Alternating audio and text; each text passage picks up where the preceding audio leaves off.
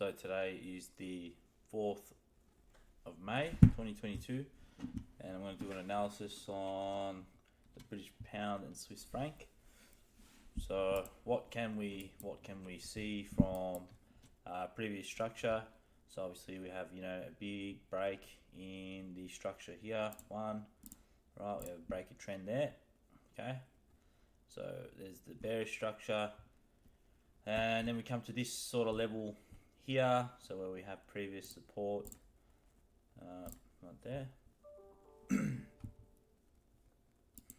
Then we can pretty much say that the trend is broken there. So now we have a potential double bottom here in accumulation phase. So accumulating here, little high low there, some support formed, and we can identify the change of character here. So the change of character breaks this rejection zone, comes up, bang, so then it gives a break of structure of this rejection zone. We also have a break of trend in confirmation of that. A bit of a rejection zone here. So there, which becomes the future break and retest. So we have support here. That. So if we obviously, I only seen this chart, or I did chart it, but I'm just looking at it again today. Now we have the confirmation of the on-balance volume moving down and sort of breaking previous highs here, so it can give us validation for that volume is coming back in. And then we got a double bottom also or actually a higher low in comparison to the volume that was here. Now on-balance volume is very specific. You need to really pay attention to where the highs are, where the lows are, because it's very significant in that sense. So, and we have it moving upwards, volume moving upwards. Therefore, the accumulation phase with volume is moving up. Therefore, there's buying sentiment coming into the market in terms of on-balance volume. But we can also identify that just purely through the change of structure here and the return to support or return to demand. So which is one of the things that I look for. So change of character, both, and then a return to demand. And we've got like on-balance volume moving up within the accumulation phase. That's a big buy signal for me. But obviously we're here now to date. So when we have the break in the retest, a liquidity stop hunt of potential buyers here and here. That grabs liquidity for a big player, so they've dropped the market and push back up. So what can we identify? We can identify the lows here, sort of trend line here, and we can identify a support zone here, right? So there we go. And using supply and demand, the demand zone is here, alright, so that is the demand zone. So you got a demand zone here, you've also got your previous rejection, now support, right, so you can overlap it like this, previous rejection, now support. So there's quite a few confluences here just purely looking at the charts, no indicators, no nothing. So high probability trade would have been from this level. We've got a common price point of liquidity here. We've got a few buy signals from the Stoch RSI down over here. As a break below that 20 is liquidity in terms of a few indicators. So and obviously we see that from the wicks, the rejections to the downside. Meaning that buyers are interested at this level. We're pushing up. There is a rejection level here, but majority of this rejection level was closed bullish on the 1 hour time frame. So we had a little bit of bearish rejection here, but majority of it was bullish to the point where it was pushed up buy the bulls and maybe take a profit. But that would be the first zone of interest for if you were to get into a long position from this area, which is where your area of interest would be, or your point of interest for long. And I know my point of interest would have been here, around here, and stop loss below here. So you got about 13 pips, which is pretty good. But what I would really like is to try get 10 pips, and then try find an entry that gives me the ability to have a 10 pip stop loss, so that way there I can risk 1% but of a larger position size.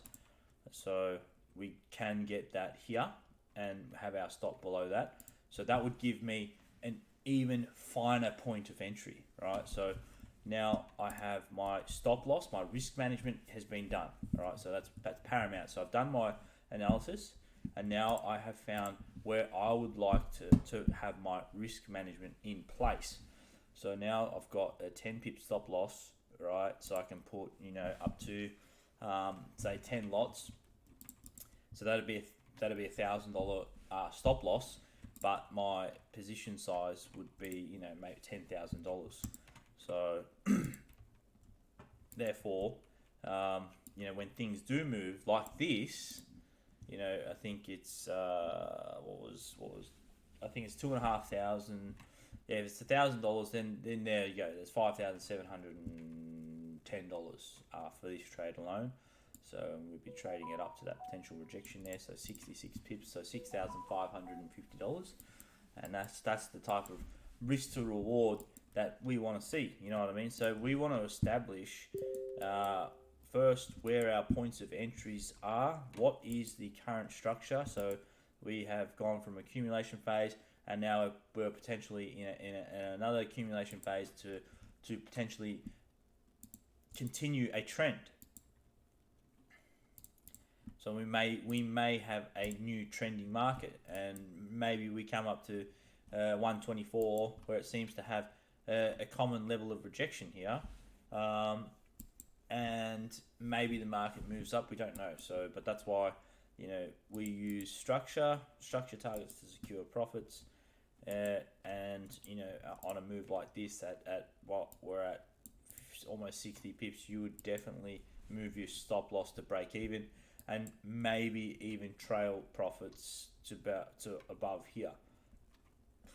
So potentially a pullback move, and you could have a re-entry with another position, since you've got no risk on the table. So now you have your stop loss at entry. So now you have no risk on the table. So now you can look for another position, right, and have another position going to have your 1% risk. So now you could look for another entry. Now you can get in a pullback entry and risk 1% at, let's just say if we want a retest of this level here, okay.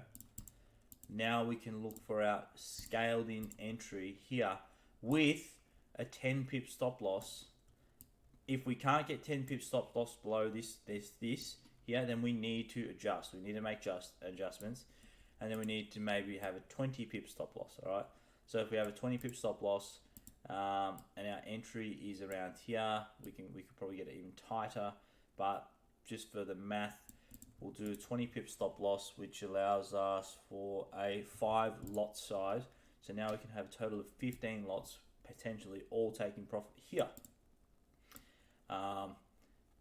So now we've scaled in our entry. We've still got 1% risk on the table, but imagine it keeps going, right? So if we get another break of structure here, then I would move this stop loss to entry again, right? And now we have no risk on the table, okay?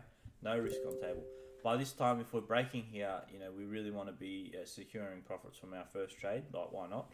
So that way, now I've got something in the bag, especially since there's, I'll just get these stop losses back. So 10 there, 20 here. So there and below here, so 20. that way they are just simple math. So you know, now we've got 15 lots on, so we've got about $6,500 in profit here, and on 5 lots on, so we've got about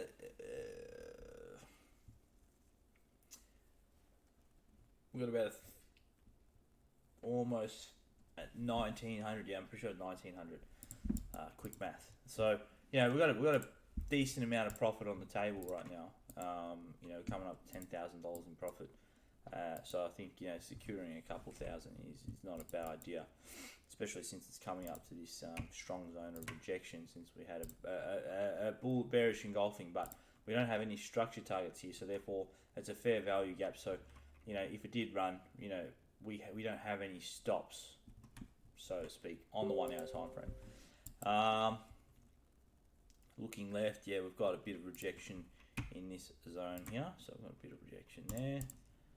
So, you know, that would be our point of interest. Also, it's at a area where it was sort of previous support. It's a previous support, now resistance. So there's a very strong zone to be having a look at. And if it can get through this and this, then there's a clear straight run all the way up here, where our next level of rejection would be.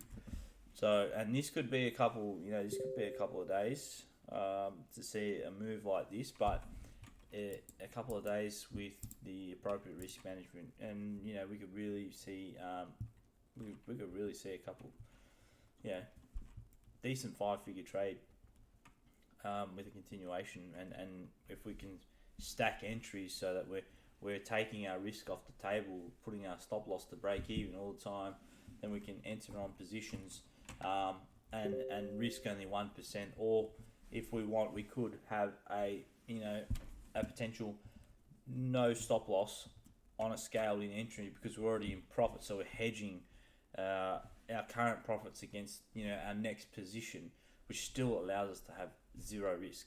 But obviously, you know, if you want to see profit all the time and you want to manage that risk in case it does go bearish, then, you know, a stop loss on a higher scaled in entry position is not a bad idea. Like, you know, we're wanting to make money.